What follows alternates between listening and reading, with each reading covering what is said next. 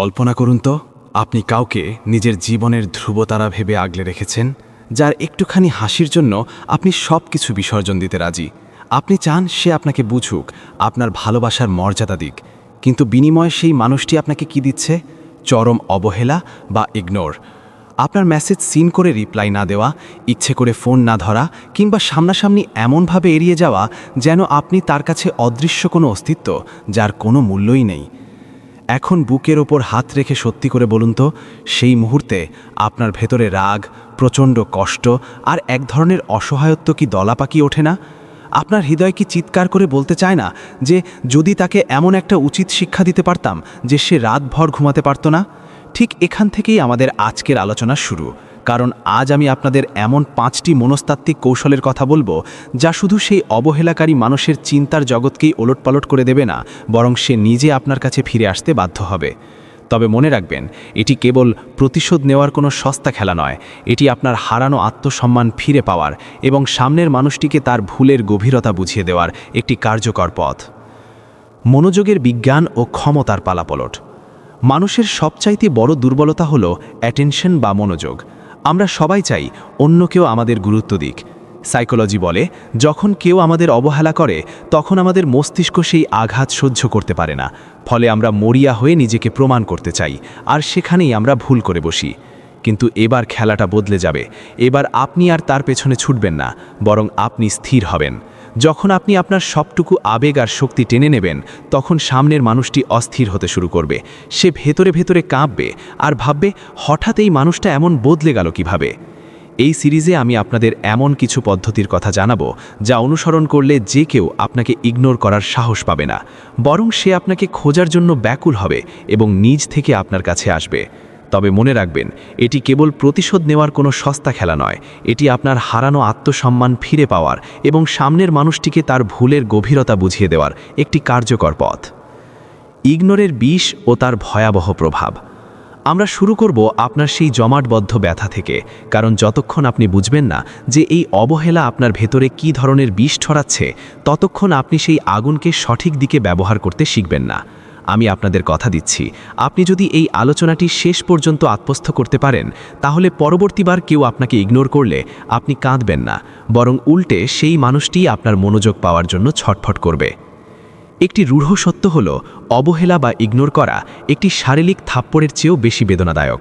থাপ্পড়ের যন্ত্রণা কিছুক্ষণ পর মিলিয়ে যায়, কিন্তু ইগনোরের ক্ষত সরাসরি হৃদয়ে আর মস্তিষ্কে বিষের মতো জমা থাকে। কারণ মানুষের স্বভাবই হল অন্যের চোখে নিজের প্রতিফলন দেখা।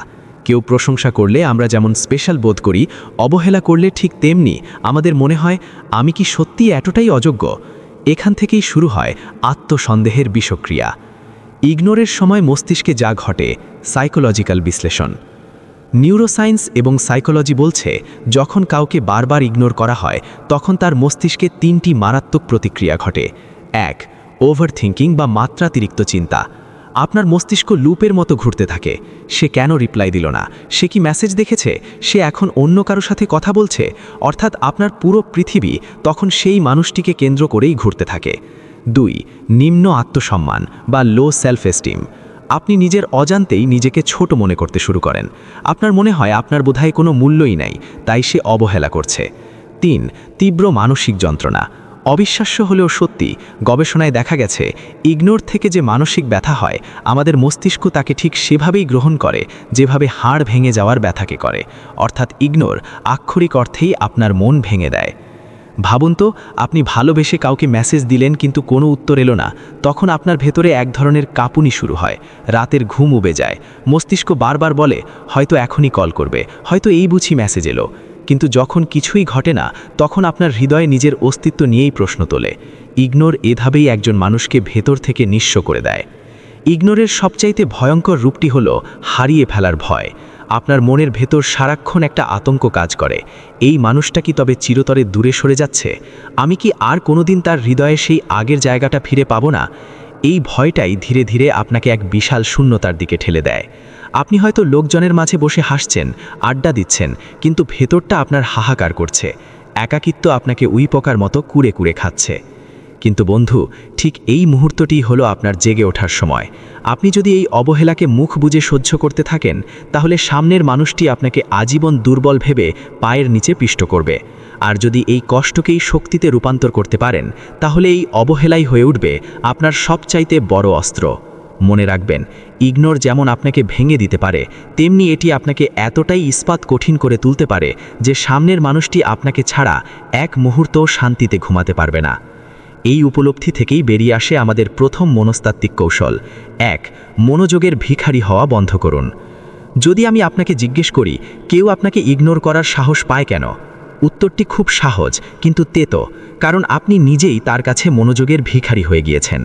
আমরা যখন কাউকে খুব বেশি ভালোবেসে ফেলি, তখন ভাবি বারবার মেসেজ করা, দিনরাত কল করা বা সবসময় তার কথা ভাবাই হয়তো তাকে কাছে রাখার একমাত্র পথ। কিন্তু বাস্তবতা এর ঠিক উল্টো। সাইকোলজির একটি মৌলিক সূত্র হলো, যে জিনিসের যোগান বেশি তার মূল্য কম। একবার ভেবে দেখুন তো, কারো কাছে যদি আপনার মেসেজ সব সময় তৈরি থাকে, ফোন দিলেই আপনাকে পাওয়া যায় এবং আপনার উপস্থিতি যদি ডাল ভাতের মতো সহজলভ্য হয়, তাহলে সে কেন আপনাকে গুরুত্ব দেবে? তার কাছে আপনি তখন অতি সাধারণ একটি জিনিসে পরিণত হন, কোনো স্পেশাল ব্যক্তিত্ব নয়। অধিকাংশ মানুষ এখানেই ভুলটা করে। সামনের মানুষটি একবার ইগনোর করলে আমরা ভয়ে ডাবল ট্রিপল মেসেজ পাঠিয়ে বসি। কোথায় আছো? রিপ্লাই দিচ্ছ না কেন? আমি কি কোনো ভুল করেছি? এই মেসেজগুলো সামনের মানুষের মাথায় কেবল একটি বার্তাই দেয়, এই মানুষটি ডেসপারেট বা মরিয়া। আর মনে রাখবেন, মরিয়া মানুষের কোনো মর্যাদা বা ভ্যালু থাকে না। খেলাটি উল্টে দেওয়ার কৌশল, নীরবতার শক্তি। কেউ আপনাকে ইগনোর করলে আপনার প্রথম অস্ত্র হবে নীরবতা। একদম চুপ হয়ে যান। কোনো মেসেজ নেই, কোনো কল নেই, এমনকি কোনো অভিযোগও নেই। কেন? কারণ আপনার নীরবতা সামনের মানুষকে ভাবতে বাধ্য করবে।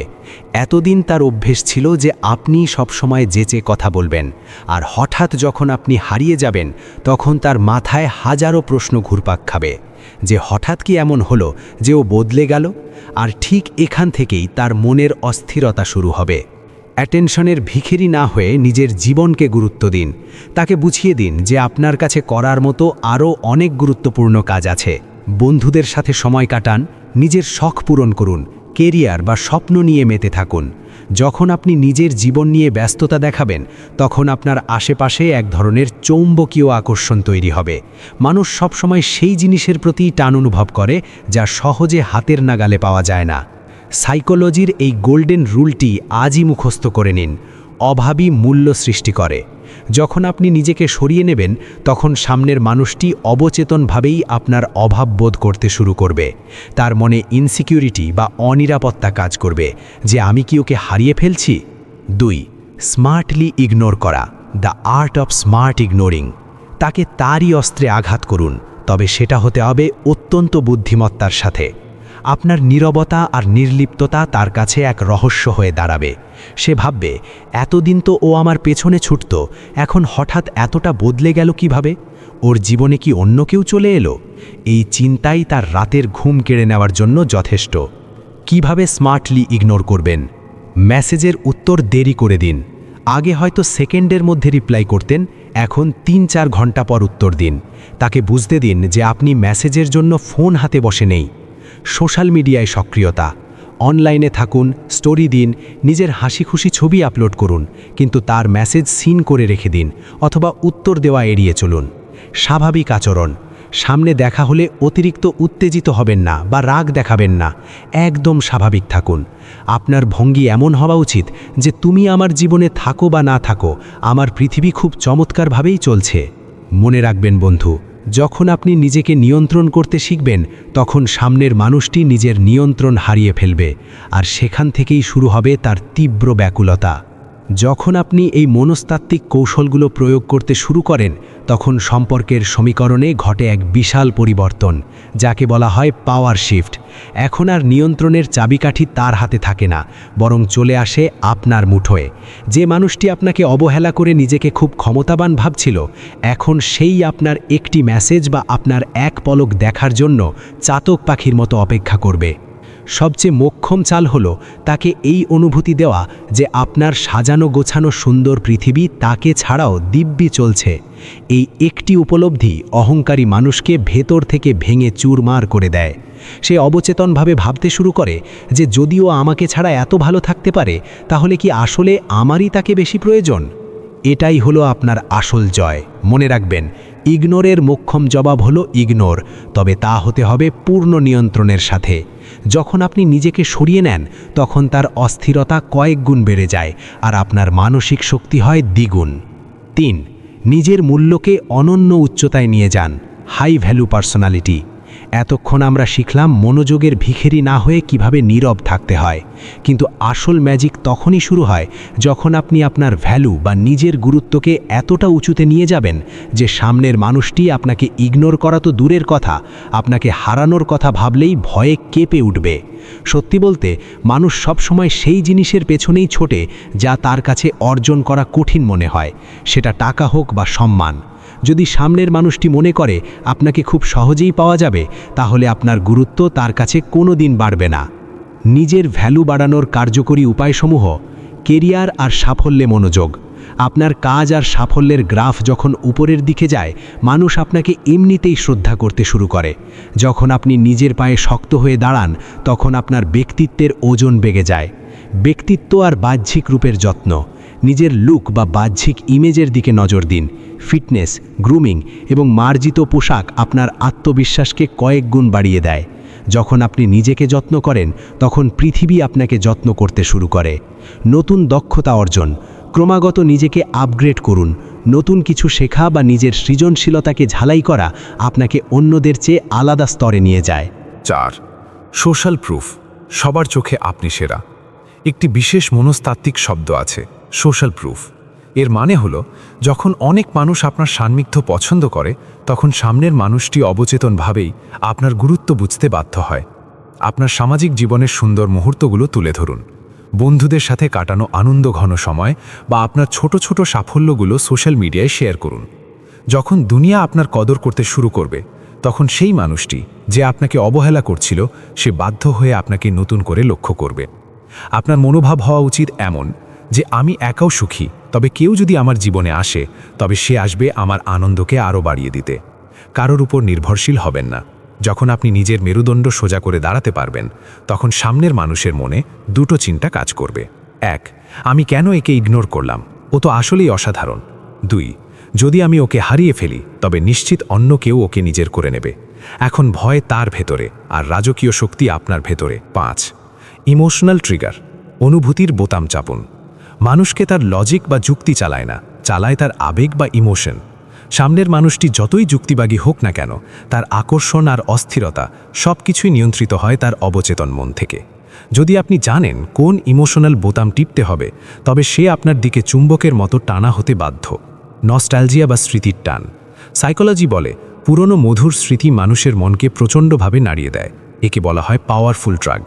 আপনি ছোট ছোট কিছু সংকেত বা ইঙ্গিত দিতে পারেন, যা তাকে পুরনো মুহূর্তের কথা মনে করিয়ে দেবে। ধরুন, কোনো এক বিশেষ বৃষ্টির দিনে আপনারা একসাথে ভিজেছিলেন। হঠাৎ করে একটি মেসেজে বা স্ট্যাটাসে সেই বিশেষ মুহূর্তের একটি সূক্ষ্ম ইঙ্গিত তাকে অস্থির করে তোলার জন্য যথেষ্ট। সবচাইতে বড় ইমোশনাল ট্রিগার হলো কৌতূহল। সব কিছু খোলাখুলি বলবেন না। আপনার জীবনের প্রতিটি খুঁটিনাটি তার সামনে তুলে ধরবেন না। কিছুটা রহস্য নিজের মধ্যে রাখুন। যখন আপনি রহস্যময় থাকবেন, তখন সে আপনার সম্পর্কে আরও জানতে চাইবে, আপনার আরও গভীরে পৌঁছাতে চাইবে। নিজের সম্পর্কে কিছুটা রহস্যের আড়াল রেখে দিন, যাতে সামনের মানুষটি আন্দাজ করতে বাধ্য হয় আপনি আসলে কি করছেন বা কি ভাবছেন। এই সূক্ষ্ম রহস্য তার ভেতরে এক তীব্র টান তৈরি করবে। সে চাইলেও আপনার কথা মন থেকে সরাতে পারবে না। আরেকটি অমোঘ অস্ত্র হলো হারানোর ভয় বা ফিয়ার অফ লস। যখন সে দেখবে আপনার জীবনে নতুন উন্নতি আসছে, নতুন মানুষের আনাগোনা বাড়ছে এবং আপনি আগের চেয়ে অনেক বেশি প্রাণবন্ত, তখন তার অবচেতন মনে এক প্রবল আতঙ্ক জন্ম নেবে। সে ভাববে, আমি কি তাকে চিরতরে হারিয়ে ফেলছি? মনোবিজ্ঞান বলে, মানুষ ভালোবেসে যতটা না বদলায়, তার চেয়ে অনেক বেশি বদলায় হারানোর ভয়। এই ইমোশনাল ট্রিগারগুলো যদি আপনি বুদ্ধিমত্তার সাথে ব্যবহার করতে পারেন, তবে যে মানুষটি আপনাকে অবহেলা করছিল, সে আপনাকে ভুলে থাকা তো দূরের কথা, আপনার প্রতিটি পদক্ষেপের উপর নজর রাখতে বাধ্য হবে। আপনার অভাবী হয়ে উঠবে তার জীবনের সবচাইতে বড় যন্ত্রণার কারণ। অভাবের অনুভূতি, অনুপস্থিতির জাদু। একটি চিরন্তন সত্য হল, মানুষ কোনো কিছুর প্রকৃত মূল্য তখনই বোঝে যখন সেটা তার হাতছাড়া হয়ে যায়। আর এটাই আমাদের কৌশলের মূল ভিত্তি। যখন আপনি সারাক্ষণ তার চারপাশে থাকেন, সে আপনার উপস্থিতিতে অভ্যস্ত হয়ে যায় এবং আপনাকে সস্তা বা সহজলভ্য ভেবে নেয়। সে ভাবে এ তো সারাক্ষণই থাকবে, একে নিয়ে ভাবার কি আছে। কিন্তু যখন হঠাৎ আপনি আপনার উপস্থিতি কমিয়ে দেবেন, তখন তার ভেতরে এক বিশাল শূন্যতা তৈরি হবে, আর সেই শূন্যতাই তাকে মানসিক যন্ত্রণায় দগ্ধ করবে। অভাবের অনুভূতি জাগানোর ধাপসমূহ। উপস্থিতি কমিয়ে দিন। আগে যেখানে দিনে 10 বার মেসেজ করতেন, এখন বড়জোর একবার করুন। অপ্রয়োজনে কল একদম বন্ধ করে দিন। নিজেকে এমনভাবে ব্যস্ত রাখুন যেন আপনাকে পাওয়া তার জন্য এক দুষ্প্রাপ্য উপহার হয়ে দাঁড়ায়। কথায় মোড় ঘুরিয়ে দেওয়া। সরাসরি ঝগড়া না করে শান্তভাবে বলুন, আগে হয়তো আমার হাতে অনেক সময় ছিল, কিন্তু এখন জীবনটা অন্যভাবে সাজাচ্ছি, সময়ের অভাবটা আমিও টের পাচ্ছি। এই একটি বাক্য তার মাথায় সারাদিন হাতুড়ির মতো বাজবে। কেন ও দূরে চলে যাচ্ছে? সোশ্যাল মিডিয়ার সঠিক ব্যবহার করুন। নিজের ব্যস্ত এবং সুখী জীবনের মুহূর্তগুলো শেয়ার করুন, কিন্তু তাকে ভুলেও ট্যাগ করবেন না। বন্ধুদের সাথে হাসি খুশি ছবি দিন, নতুন কোনো শখ বা সাফল্যের কথা জানান। যখন সে দেখবে আপনাকে ছাড়া আপনি অনেক বেশি সুখী, তখন তার ইগোতে বড় ধরনের চোট লাগবে। সে ভাববে, তবে কি আমার জায়গা অন্য কেউ নিয়ে নিচ্ছে? এই রিপ্লেসমেন্টের ভয় তার কষ্টকে চরমে পৌঁছে দেবে। নিয়ন্ত্রণের চূড়ান্ত ধাপ, জয় যখন আপনার মুঠোয়। অভাবের অনুভূতি জাগানোর মানে হলো সম্পর্কের লাগাম নিজের হাতে রাখা। খুব বেশি প্রকাশ করারও দরকার নেই, আবার পুরোপুরি উধাও হওয়ারও প্রয়োজন নেই। আপনাকে শুধু এমন এক ধোঁয়াশা তৈরি করতে হবে যাতে সে বারবার ভাবে, কেন আগের সেই মানুষটা আর আমার জন্য অপেক্ষা করে নেই। মনে রাখবেন, ইগনোর করা মানুষকে সবচাইতে বড় শাস্তি দেয় আপনার অনুপস্থিতির হাহাকার। এখন আপনি এক চূড়ান্ত অবস্থানে দাঁড়িয়ে আছেন। এই পুরো মনস্তাত্ত্বিক খেলার শেষে আপনার সামনে দুটি পথ খোলা। 1, আপনি তাকে উপযুক্ত শিক্ষা দিয়ে নিজের জীবনের সুন্দর ভবিষ্যতে এগিয়ে যেতে পারেন, অথবা তাকে নিজের জীবনে ফিরে আসার আরেকটি সুযোগ দিতে পারেন। তবে এবার শর্তগুলো হবে আপনার। আপনার ব্যক্তিত্ব, বডি ল্যাঙ্গুয়েজ আর চলাফেরাই বলে দেবে আপনি এখন আর সেই পুরনো দুর্বল মানুষটি নেই নানি। এখন প্রশ্ন হলো, আপনি কি তাকে দ্বিতীয় সুযোগ দেবেন, নাকি তাকে তার যন্ত্রণার সাগরে ফেলে রেখে নতুন জীবন গড়বেন? সিদ্ধান্ত আপনার। তবে যদি সুযোগ দিতেই হয়, তবে আর কখনোই নিজের ভ্যালু বা মর্যাদা কমতে দেবেন না। আর যদি এগিয়ে যান, তবে এমনভাবে নিজেকে গড়ে তুলুন যেন সে দূর থেকে আপনার সাফল্য দেখে দীর্ঘশ্বাস ফেলে। শেষ কথা, আপনার শক্তি আপনার হাতেই। প্রিয় বন্ধুরা, এই যাত্রার সবচাইতে বড় শিক্ষা হলো, কেউ আপনাকে অবহেলা করার সাহস তখনই পায় যখন আপনি নিজে তাকে সেই ক্ষমতা দেন।